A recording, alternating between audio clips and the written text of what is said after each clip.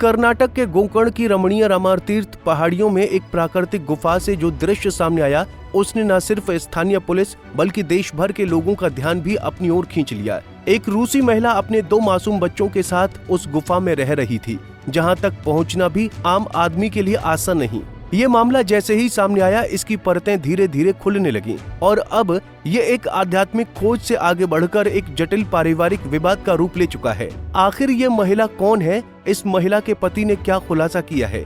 चलिए इस वीडियो में एक एक बिंदु पर सिलसिलेवार तरीके से समझते हैं।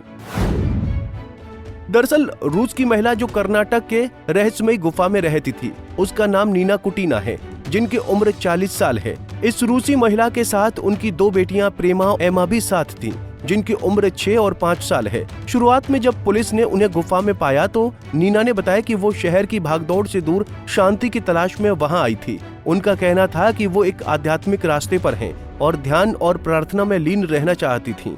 लेकिन कहानी में नया मोड़ तब आया जब एक व्यक्ति सामने आया, जिसने खुद को नीना का पति बताया। उनका नाम है द्रोहर गोल्डनस्टीन, जो इजराइल के निवासी हैं। दोहर ने दावा किया कि नीना बिना उन्हें बताए गोवा से गायब हो गई थी और उन्होंने उनकी बेटियों की खोज में लंबा वक्त बिताया। उनका कहना है कि नीना से उनकी मुलाकात 8 साल पहले गोवा में हुई थी और उन्होंने उनकी और अपनी बेटियों की खोज में लंबा वक्त बिताया और दोनों के बीच प्रेम संबंध बना, जिसके बाद उन्होंने भारत और फिर यूक्रेन में भी साथ वक्त बिताया।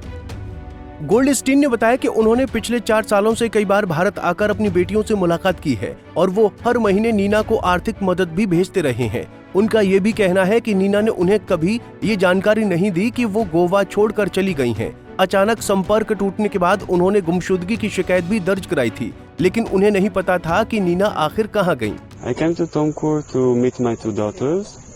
They are staying here. I arrived after more than 3 hours from Bangalore. And I came to the office and they told me I have to wait until the manager comes. And when she came after an hour, she told me I cannot go inside. I need to have a written paper from the FRO.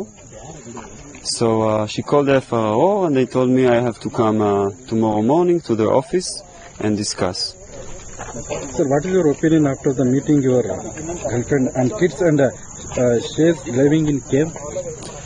So I didn't know she's living in a cave. I knew that she's in Gokarna. So we met last time, it was in the Gokarna main beach close by, and I was there for a few days. So when you left your girlfriend, after that no any phone conversations or daily it's going on or what? Like since I left India last time, it was March, 4 months ago, we talked a little bit on the phone, but you know, mainly about money, mainly about things we have to talk about, but not more than that. Our visa also expired, sir? Yeah. What is it? As I understand, her visa expired a few months ago, like, and I couldn't really help with it. Gokarna में नीना और बेटियों के मिलने की खबर जब उन्हें मिली तो वो उनसे मिलने वहां पहुंचे, लेकिन उन्होंने आरोप लगाया कि नीना ने उन्हें बेटियों से ज्यादा समय तक मिलने नहीं दिया। उन्होंने सिर्फ थोड़ी देर मिलने की इजाजत दी, जिससे उन्हें काफी पीड़ा हुई। द्रोहर का कहना है कि वो अपनी बेटियों से बहुत प्यार करते हैं और अब वो उनकी संयुक्त कस्टडी की मांग कर रहे हैं। उन्होंने ये भी स्पष्ट किया है कि वो हर संभव प्रयास करेंगे कि बेटियों को रूस न भेजा जाए, क्योंकि इससे उनके लिए उनसे संपर्क बनाना और देखभाल करना बेहद मुश्किल हो जाएगा। इस पूरी घटना के दौरान एक और गंभीर मामला सामने आया, जो कानूनी रूप से और भी जटिल हो सकता है। नीना बिजनेस वीजा पर भारत आई थीं, लेकिन उनका वीजा अप्रैल 2027 में ही समाप्त हो गया था। अप्रैल 2018 में उन्हें भारत से जाने की अनुमति मिल चुकी थी और इसके बाद वो नेपाल चली गई थी, लेकिन फिर सितंबर 2018 में उन्होंने भारत में फिर प्रवेश किया और बिना वैध अनुमति के यहाँ रहने लगी। पुलिस अब इस एंगल से भी जांच कर रही है कि नीना के भारत में निवास का आधार क्या है और क्या उन्होंने वीजा नियमों का उल्लंघन किया है। स्थानीय प्रशासन के अनुसार अगर वीजा उल्लंघन सिद्ध होता है तो उन पर कानूनी कार्रवाई हो भी सकती है। पूरे मामले ने अब केवल एक मां की आध्यात्मिक यात्रा से हटकर एक अंतर्राष्ट्रीय पारिवारिक विवाद और कानूनी उलझनों का रूप ले लिया है, जहां एक तरफ एक महिला गुफा में ध्यान करने का अधिकार चाहती है, वहीं एक पिता अपनी बच्चियों के साथ जीवन बिताने का हक मांग रहा है। क्या ये मामला किसी कानूनी समाधान की ओर बढ़ेगा या भावनाओं की जटिलता इसमें नया मोड़ लाएंगी?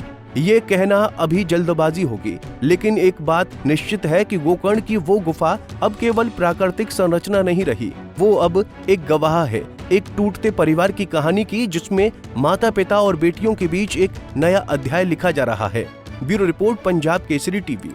हमसे जुड़े रहने के लिए हमारे YouTube चैनल को सब्सक्राइब करें और नई वीडियो की नोटिफिकेशन के लिए बेल आइकॉन को दबाएं।